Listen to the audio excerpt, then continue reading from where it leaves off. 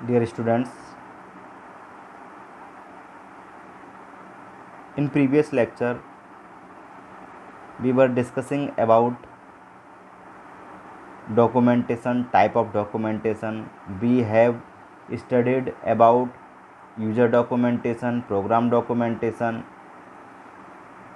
and operations documentation. Now in today's lecture we will discuss about the system documentation. Software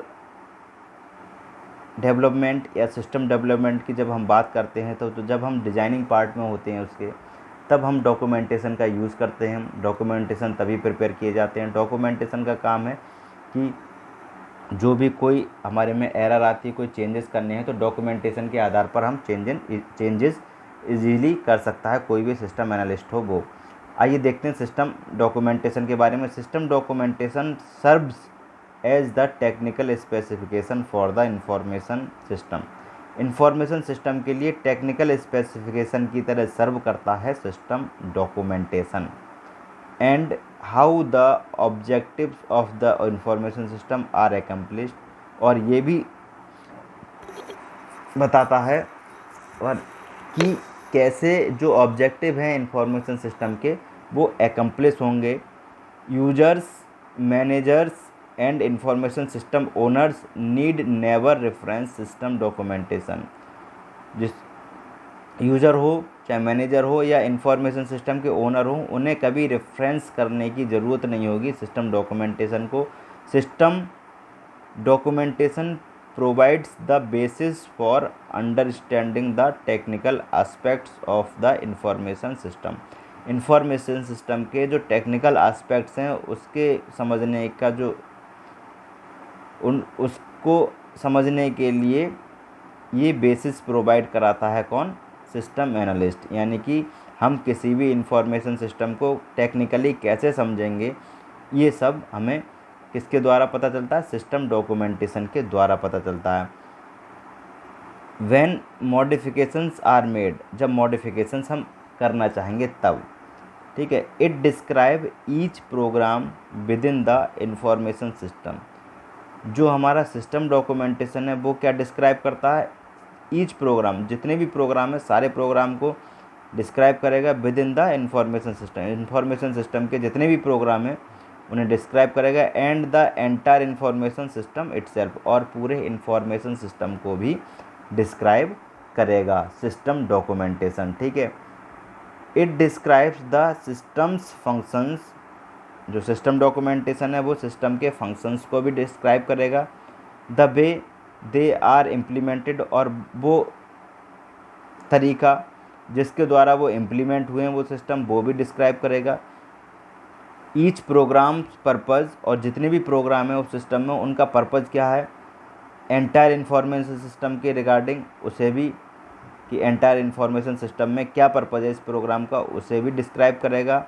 with respect to the order of execution, मतलब जो programme हुआ उसका execution कब हुआ, ये सारी चीज़ें डिटेल डिस्क्राइब करता है system documentation.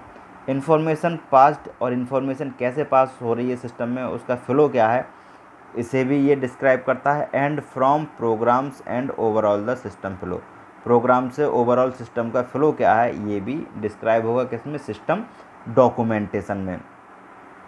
It includes data dictionary entries, data dictionary की जो भी एंट्रीज होंगी वो इंक्लूड होती हैं सिस्टम डॉक्यूमेंटेशन में। डेटा फ्लो डायग्राम्स भी इंक्लूड होते हैं, ऑब्जेक्ट मॉडल्स भी इंक्लूड होते हैं, स्क्रीन लेआउट्स भी इंक्लूड होते हैं, सोर्स डॉक्यूमेंट्स भी इंक्लूड होते हैं। And the system request that initiated the project, और सिस्टम जो रिक्वेस्ट करता है किसी प्रोजेक्ट को इनिशिएट करने के लिए वो भी इसमें इंक्लूड होते हैं। Then most of the system documents is prepared during the system analysis and system design phase. System analysis और डिजाइन के फेज में, यानी कि सेकेंड फेज और थर्ड फेज में, देखिए ये फेज है सेकेंड फेज और थर्ड फेज में, इन फेजेस में ही हमारा डॉक्यूमेंटेशन होता है। जितना भी डॉक्यूमेंटेशन होगा वो यहाँ से स्टार्ट होगा, यहाँ तक सारा ख़त्म हो जाएगा, यानी सेकंड थर्ड फोर्थ तक सारा इम्प्लीमेंट होने के बाद ख़त्म हो जाएगा, ठीक है। इन तीनों ही फेज़ में हमारे सारे डॉक्यूमेंटेशन होते हैं, ठीक है।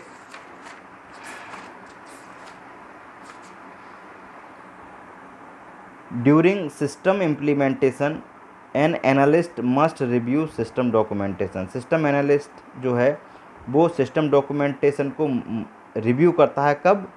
सिस्टम इम्प्लीमेंटेशन के दौरान, to verify that it is complete, ये वेरीफाई करने के लिए कि जो सिस्टम डॉक्यूमेंटेशन है वो कंप्लीट हो गया नहीं हो गया, एक्यूरेट है या नहीं है, और अप टू डेट है या नहीं है, and including any changes made during the implementation process, और इम्प्लीमेंटेशन प्रोसेस के दौरान जो भी चेंजेस होते हैं उन्हें भी इंक्लूड करता है सिस्टम डॉक्यूमेंटेशन। तो ये हमारे टाइप्स ऑफ डॉक्यूमेंटेशन यहाँ कंप्लीट हुए। 4 तरह के टाइप्स ऑफ डॉक्यूमेंटेशन आपने पढ़े थे, इम्पोर्टेंट टॉपिक है एग्ज़ाम के लिहाज से, तो आप इसको ज़रा डीपली पढ़िए और समझ के पढ़िए। कोई भी डाउट हो तो आप मैसेज या कॉल करके मुझसे पूछ सकते हैं, ठीक है। अब नेक्स्ट टॉपिक की तरफ बढ़ते हैं, आइए। नेक्स्ट टॉपिक है enforcing documentation discipline in an organization, यानी कि किसी भी ऑर्गेनाइजेशन में डॉक्यूमेंटेशन किस तरीके से डिसिप्लिन करता है ऑर्गेनाइजेशन को, वो बात करते हैं यहाँ पर। Documentation discipline should be enforced in an organization. किसी भी ऑर्गेनाइजेशन में डॉक्यूमेंटेशन का डिसिप्लिन इन्फोर्स्ड होना चाहिए। All employees should have a habit of making proper documentation of their work. जितने भी मेंबर हैं, एम्प्लॉय हैं आपके ऑर्गेनाइजेशन को, उनमें एक आदत होनी चाहिए कि वो प्रॉपर डॉक्यूमेंटेशन अपने काम का करते रहें। Now how documentation required in software और सिस्टम डेवलपर्स वर्क। एक सिस्टम डेवलपर के वर्क में डॉक्यूमेंटेशन किस तरह ज़रूरी है वो देखते हैं, कैसे ज़रूरी है। First, developer must have a proper SRS. Developer को एक प्रॉपर एसआरएस बनाना चाहिए, यानी कि software requirement specification before writing the code. Code लिखने से पहले जो डेवलपर है उसे सबसे पहले एसआरएस जनरेट करना चाहिए, एसआरएस बनाना चाहिए, मतलब जो भी सिस्टम है उसकी क्या क्या रिक्वायरमेंट है वो सब जनरेट करना चाहिए। उसके बाद developer should write proper comments in his code. Developer को अपने कोड में प्रॉपर कमेंट्स लिखने चाहिए, because it will be easier for the other developer. इससे क्या होगा, जो अदर डेवलपर है वो उसे आसानी से समझ जाएगा अगर सारी चीज़ें प्रॉपरली कमेंटेड की गई हैं या कोडेड की गई हैं तो। Who will work next on the same code. अगर कोई उस कोड पर वर्क करना चाहेगा दूसरा तो वो इजीली उसे समझ सकेगा, कोई प्रॉब्लम नहीं आएगी उसे। To understand the existing code in better way, मतलब जो भी एग्जिस्टिंग कोड है उसे अच्छे से समझने के लिए कोडिंग प्रॉपरली होनी चाहिए डेवलपर के द्वारा। It is developers responsibility to properly document their softwares working. और ये डेवलपर की रिस्पॉन्सिबिलिटी है कि प्रॉपरली वर्क होना चाहिए सॉफ्टवेयर का, ठीक है। जैसे कि how the software functionality work, की सॉफ्टवेयर की फंक्शनैलिटी कैसे काम करती है। Then requesting for the software, और सॉफ्टवेयर के लिए रिक्वेस्टिंग्स क्या हैं वो सारी चीज़ें हम ये डॉक्यूमेंटेशन के लिए ज़रूरी होती हैं जब डेवलपर कोई डॉक्यूमेंट वेब पेज तैयार कर रहा होता है, ठीक है, या सिस्टम तैयार कर रहा होता है। Documentation management is necessary for organization. Organization के लिए डॉक्यूमेंटेशन मैनेजमेंट क्यों ज़रूरी है, इससे क्या होता है, ऑर्गेनाइजेशन को क्या फ़ायदा मिलता है। इंक्रीज कोलैबोरेशन एंड कम्युनिकेशन, इससे क्या होता है, कोलैबोरेशन आपस में और कम्युनिकेशन बढ़ता है। रिलायबल डॉक्यूमेंट वर्जन कंट्रोल, और रिलायबल जो डॉक्यूमेंट्स वर्जन है उन पर कंट्रोल हो जाता है। इंक्रीज टाइम कॉस्ट सेविंग, और टाइम और कॉस्ट की बचत होती है। इजी एक्सेसिबिलिटी, इजीली एक्सेसिबल किया जा सकता है सिस्टम को। इंक्रीज प्रोडक्टिविटी, और सिस्टम या सॉफ्टवेयर की प्रोडक्टिविटी इंक्रीज होती है।